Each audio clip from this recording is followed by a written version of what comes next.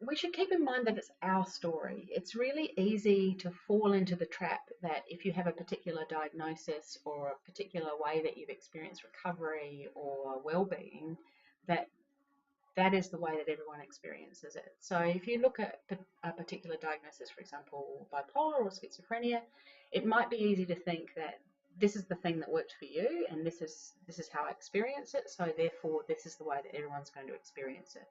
So what we need to be really mindful of is that everyone will bring a really different experience and different vision and different way of being with that diagnosis or that experience, and that we have to find a way with Like Minds to somehow encompass all of those voices. And it's really hard to be generalist because we come with our own experiences.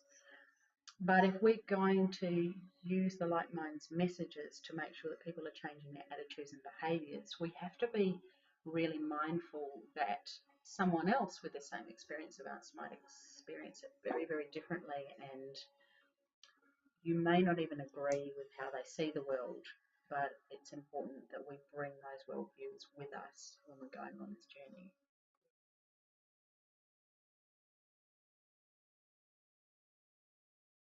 When you tell your story is your own. You can bring all of your own learnings into it, the things that you went through, the challenges, the way you recovered, the things that have helped.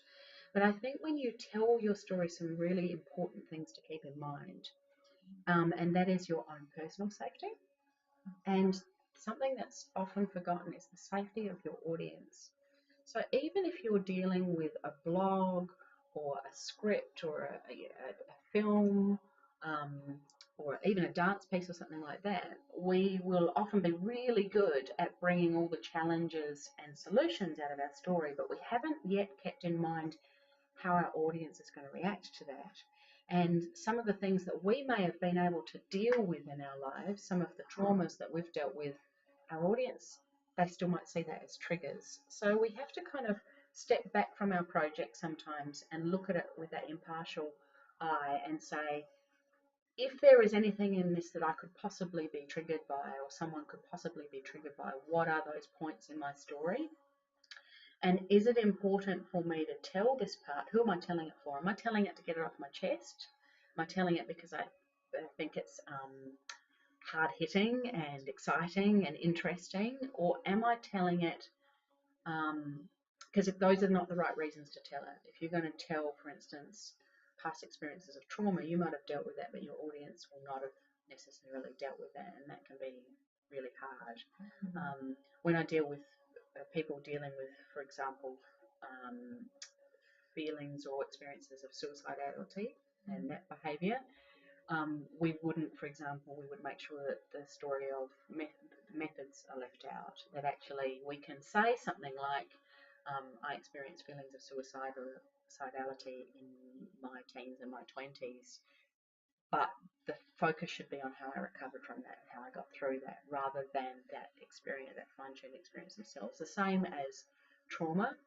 I try and steer people away from talking about the trauma, because if someone stands up and tells a story, they might be really confident and capable, um, but what is the message that the audience is going to be left with? And human beings love to hang on to gossip, love to hang on to the challenging stuff. And you're going to go into terms of trauma or abuse. That's the stuff the audience is going to be left with, not who you are now, what an amazing person you are, and what your project is. They're going to remember the trauma story. So it's okay, and it is good to acknowledge trauma, that I had trauma, that things happened to me in my life that I wish didn't, and I won't wish it upon anyone else.